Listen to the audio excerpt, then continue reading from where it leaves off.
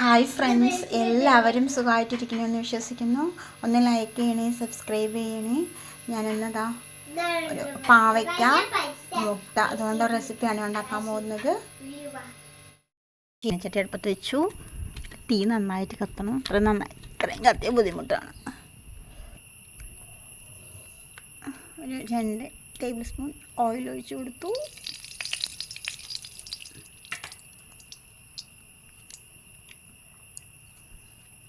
രണ്ട് വെളുത്തുള്ളി, 3-4 ചുവന്നുള്ളി,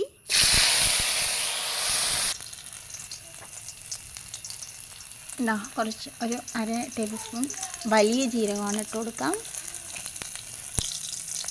ഒന്ന് ഇളക്കി കൊടുക്കണം. നമുക്കിതിലോട്ട് തേങ്ങ ഇട്ട് കൊടുക്കാം. ഒരു മുറി തേങ്ങ ചെരുവിയതാണ്.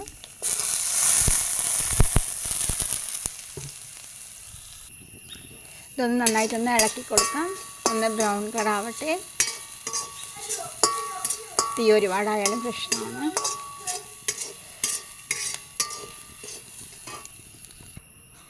ഒരു ടീസ്പൂൺ മുളക് പൊടി ഇട്ട് കൊടുത്തു.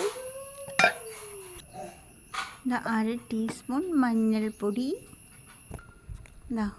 1 ടീസ്പൂൺ മല്ലിപ്പൊടി.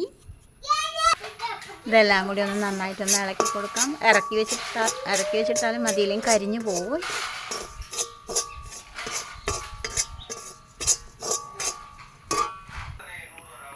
അതേ ചട്ടിയിൽ തന്നെ ലേശം ഓയിൽ ഒഴിച്ചു കൊടുത്തു.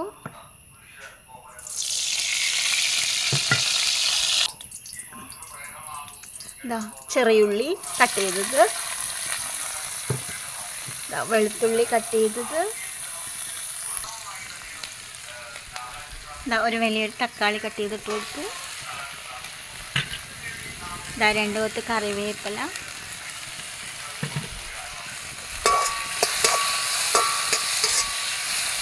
നന്നായിട്ടൊന്ന് വഴറ്റിയെടുക്കാം.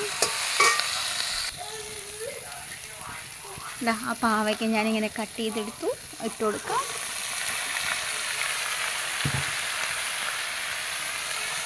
ഇതെല്ലാം കൂടി നന്നായിട്ടൊന്ന് എണ്ണയിൽ വഴറ്റിയെടുക്കാം.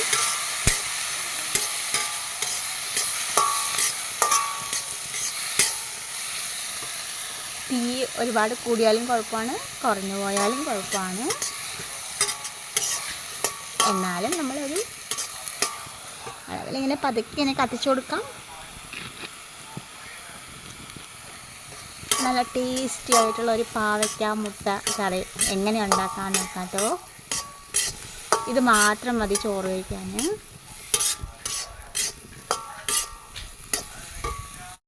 അത് നന്നായിട്ട് വഴറ്റിയെടുക്കണം. അപ്പോൾ അത്രത്തോളം ടേസ്റ്റ് ഉണ്ടാവുക ഈ പാവയ്ക്ക നന്നായിട്ട് എണ്ണയിൽ വഴറ്റിയെടുക്കുമ്പോൾ. കുറച്ച് ഇത് വേവാനുള്ള കുറച്ച് ലേശം വെള്ളം ഒഴിച്ച് കൊടുക്കുന്നുണ്ട്. ഇതിങ്ങനെ ഇരുന്നോട്ടെ, തിളച്ചിട്ടൊന്ന് വേവട്ടെ. ലേശം ഉപ്പിട്ട് കൊടുക്കാം. വറുത്ത് നന്നായിട്ട് ഇതായിട്ടുണ്ട്, ആറിയിട്ടുണ്ട്. നമുക്ക് ജാറിലിട്ട് അരച്ചെടുക്കാം. കുറച്ച് പുളി വെള്ളത്തിലിട്ടുണ്ടായിരുന്നു, വാളൻപുളി. അതൊന്ന് പിഴിഞ്ഞിട്ട് ഒഴിക്കാം.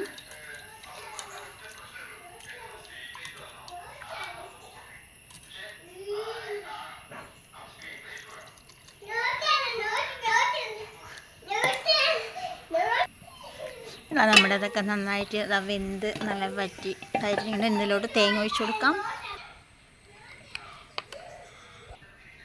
ഈ പുളിവെള്ളം ഈ ജാറിൽ വെച്ച് കഴിഞ്ഞിട്ട് അത് ഒഴിച്ച് കൊടുക്കാം.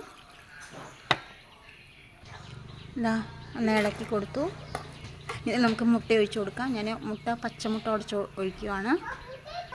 2 മുട്ട ഞാൻ ഉടച്ച് ഒഴിച്ചിട്ടുണ്ട്. ഇതിൽ ഒഴിച്ച് കൊടുക്കാം.